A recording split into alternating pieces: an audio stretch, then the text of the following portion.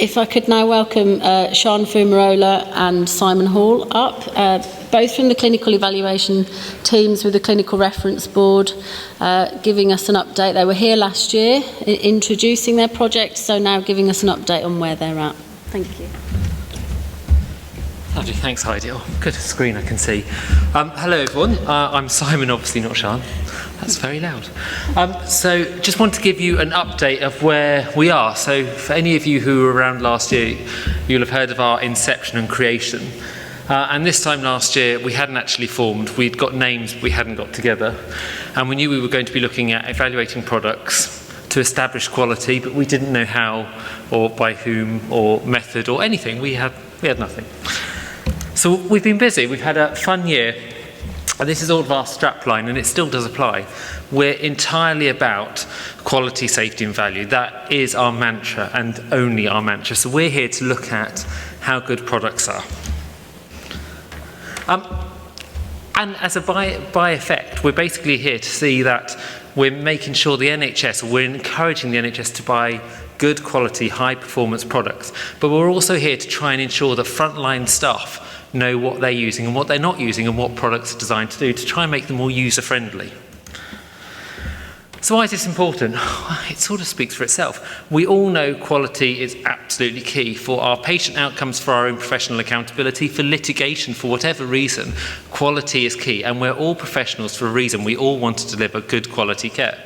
But it's also about minimising wastage, getting value for money, knowing what your product's going to do and what it won't do, in its potential, and improving efficiencies.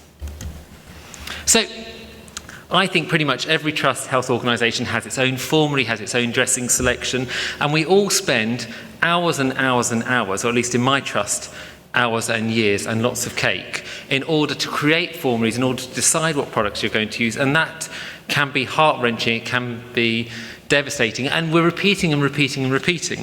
So what we're trying to do is take that local knowledge and level to a national platform to really try and govern and give some scope and some structure to help you when you're choosing what products you wish to buy. I should say we are here to provide guidance. We are not here to tell you what to do. This is purely a tool to try and help to see what's out there. And because we're nurses, we like a good old process and a pathway. So we created this 5-step pathway to make it nice and simple.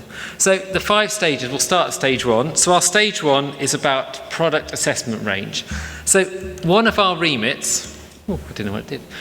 One of our remits is, well, what product ranges are we going to look at? So to give us scope and a remit, we said we were only going to be looking at products available through a national provider, and the current one here is NHS Supply Chain. So we said anything that wasn't on their catalogue, and their catalogue is quite extensive, apparently it's 3 times the size of Amazon. Anything that wasn't on that catalogue would be excluded. And so that was our first remit. And then we basically said we want to look at sort of everyday healthcare consumables. So what people are using in all different situations on your ward, your clinic, your outpatient, your treatment room, your district nurse boot. And then that narrowed it down to about 75,000, and there's 7 of us.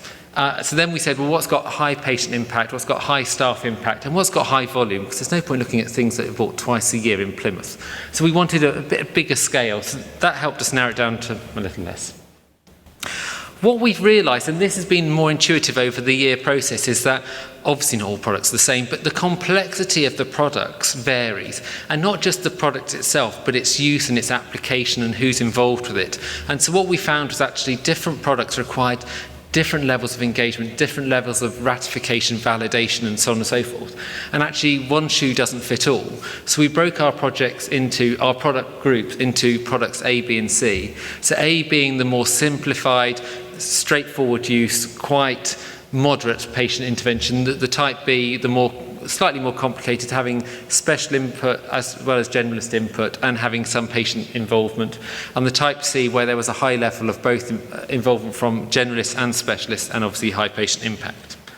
And that affected our time frame that we set ourselves to do these evaluations. So our stage 2 was our intelligence gathering.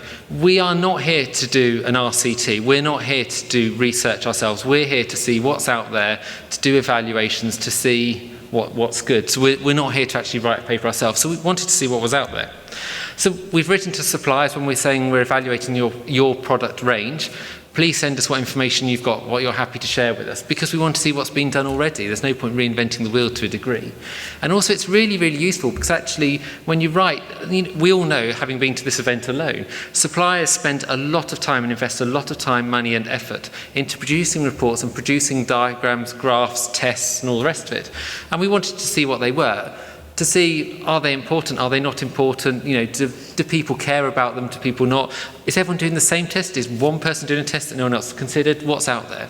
So we got all that information, and then we also went and did our usual searches on NICE and Ovid and BIDS, and we went through NICE guidelines, and we went to other providers to see what they're doing. So Scotland, Wales have got their own formularies, and we want to see how they'd worked their process through. So to just sort of soak in as much information as possible. I get to escape now and pass you over to Sian.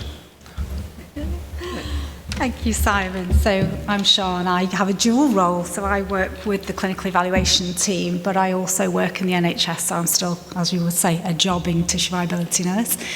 So I'm still going through this pain of formulary and combined formulary, acute community and all of that. So I'm kind of with you as well, and I'm kind of feeling some of that, some of those challenges.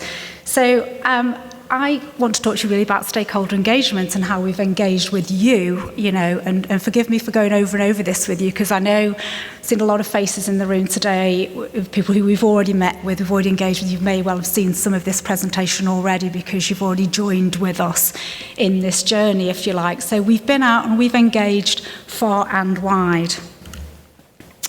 So we've been out to talk to multidisciplinary groups all over the country, and I mean everybody from healthcare support workers to infection prevention nurses to ward sisters to theatre staff, ambulance staff. We actually have a member of the ambulance service working with our team now, and community district nurses as well.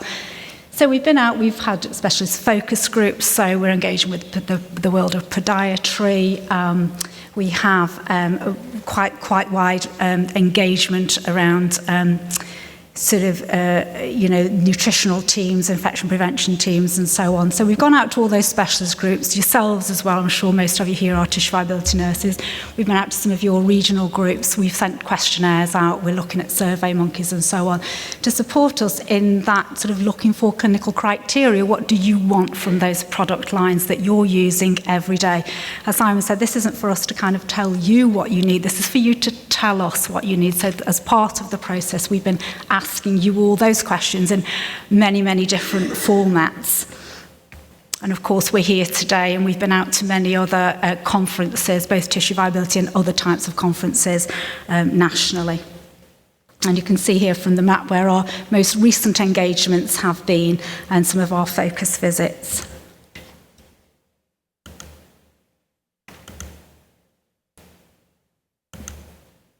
Okay, so you can see we've really, it's been quite a roadshow for us. So we're very rarely at home now, are we, Simon? We've stayed in the best hotels, maybe not. But, it's been a very interesting journey for us, engaging with yourselves, because you've been telling us things that we hadn't really thought about. We may be the specialists in our field of tissue viability, but actually when you start to talk and get engaged with other clinicians, you realise actually their needs may not be our needs, and only about 4% of all wounds, patients with wounds, are actually seen by specialist practitioners. So it's not really us that are delivering that care who are using those products. So other people's needs are different from ours, and actually in the world of burns and plastics and orthopaedics and theatres and communities and self-care also, because many patients are now moving towards, as we've already heard, that self-care model. So what are their requirements? So we've done a lot of research looking at that. And from our wider healthcare conversations and some of our critical friend groups as well, we've engaged with the National Institute for Health and Clinical Excellence, the National Institute for Healthcare Research, the Patients Association, the MHRA, the industrial boards and suppliers, and so on and so on. I'm sure you can read all these yourself. So you can see these groups form our critical friends network. So they give us lots of feedback about our processes and the way we are engaging, and actually what their thoughts and feelings are about kind of what we're doing. And they give us a very clear steer on our project lines. Okay. So moving on to clinical criteria and development now, this is our stage 4 of our process. So what is the clinical criteria and how have we formulated this?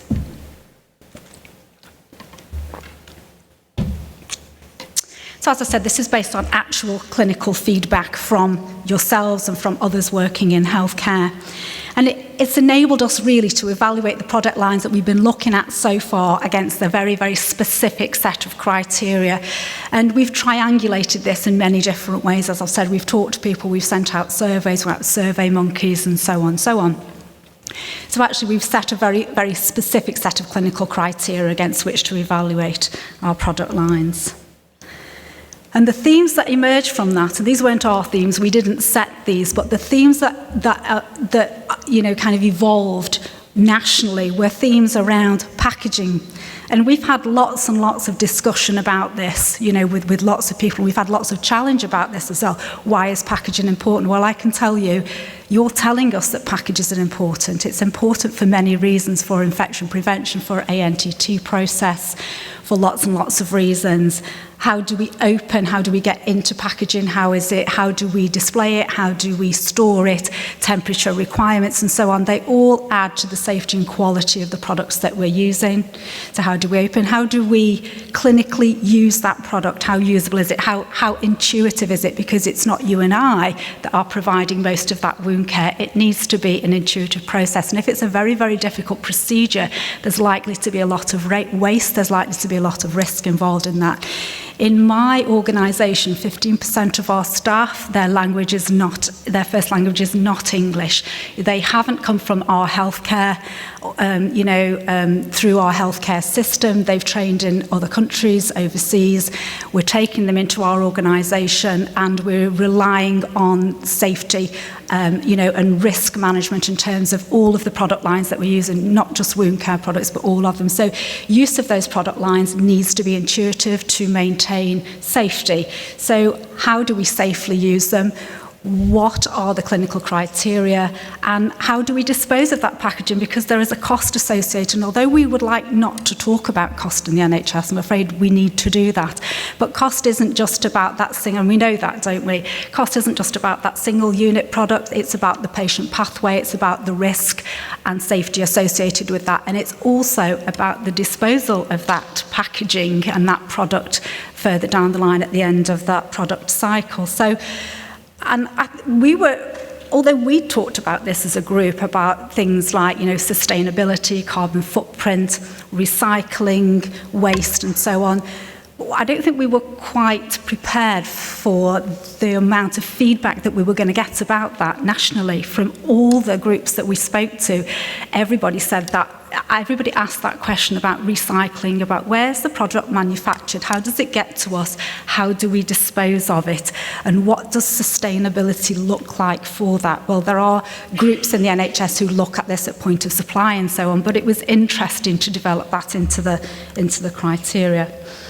So here's some of the criteria that we sort of established looking at IV Lewis slip syringes. Now I know you say actually, well, this isn't wound care, but actually we're all using syringes, aren't we, in one form or another in our daily work. So these were some of the things that people wanted us to ask. So about the packaging, product size, is the lot number visible? Could we trace that if there was a problem? External packaging, is it robust? If they're in a box, is it robust when we put it on the shelves? Because you know what your clinical rooms look like, don't you? Or the boot of your car if you're a district nurse or you're in a clinic, and we're using boxes that are falling apart, and the product in the boxes are falling on the floor, they're getting mixed up with other things. We say, do you know what? Is that important? Well, it is important, isn't it? Because how often does that drive you crazy in your clinical area? So we were asked to look at that. How robust is that? Wrapper sizes on syringes, clear indication of which end do we open this product, because there's a safety risk involved there if you think about it.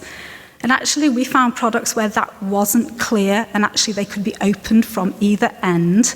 Well, there's a risk there, isn't it? And you think, actually, these are small things. We would think these are small things, but actually they're small things that have a really big impact on the end use of that product. So I won't go through all these criteria with you, but that's just to give you a flavour of the types of things that clinicians were asking about and asking us to check for them. Because with the best will in the world, we've all been through this formulary process, haven't we? And we've all, been tasked at looking at 7, 8, 9, 10 product lines. Say, for instance, I don't know, a gelling fibre dressing or a film dressing or a foam dressing, of which there are hundreds, aren't there, Simon? How many of us have the opportunity to actually check the quality of those based on very, very specific criteria?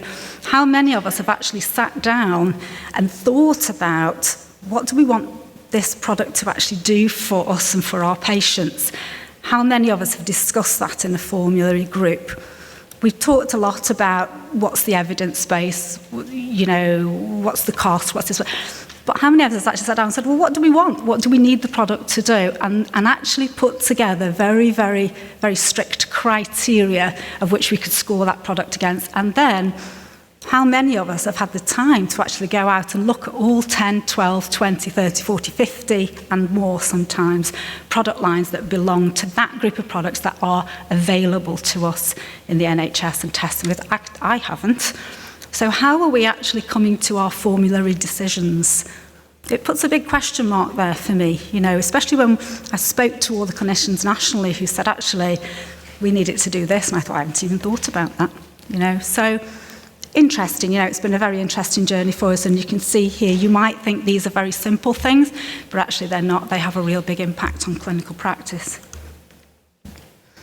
And then we went out and we talked specifically to our tissue viability colleagues and our specialist groups, and they were adding more things into the mix there for us. So you can see here, they were talking about things like allergens in the product lines. Does the packaging say that the product will be shower-proof? So they were picking up on some of these other contexts, and we were able to add these in as well. Can the dressing be cut? That's really important, isn't it? That's very important for our clinical practice in many product groups.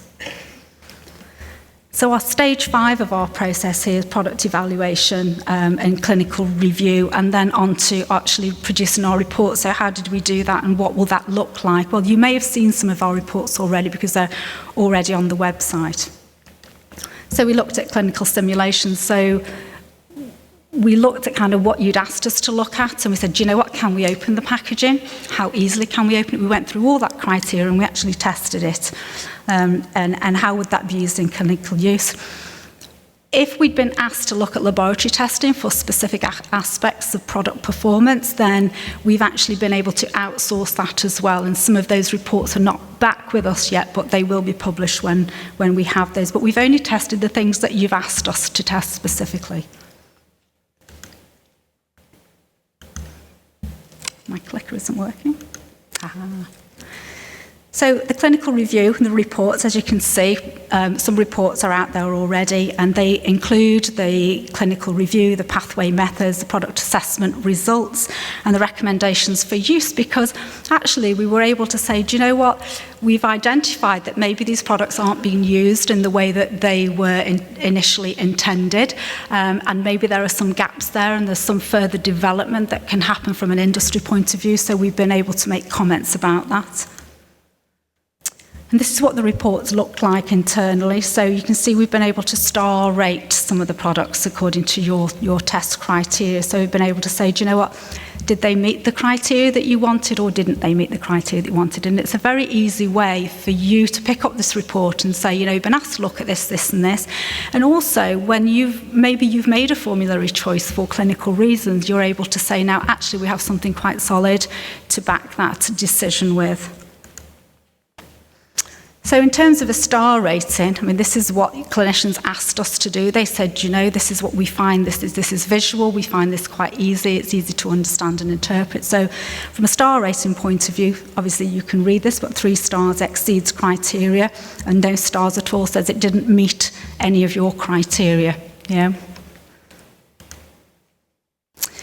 So the first tranche of reports were out in December, so the first 4 reports there, so for syringes, examination gloves and so on.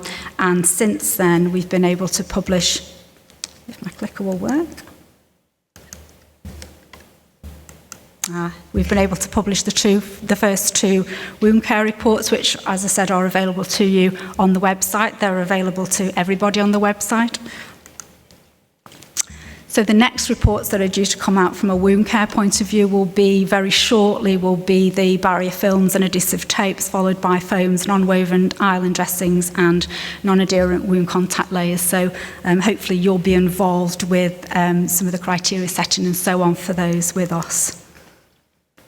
So what's the value for you as clinical teams? Well, we're already starting to get in the aftermath of publishing the 2 wound care reports. We've had some extremely positive feedback from you as clinicians, you know, about how you are using these reports already.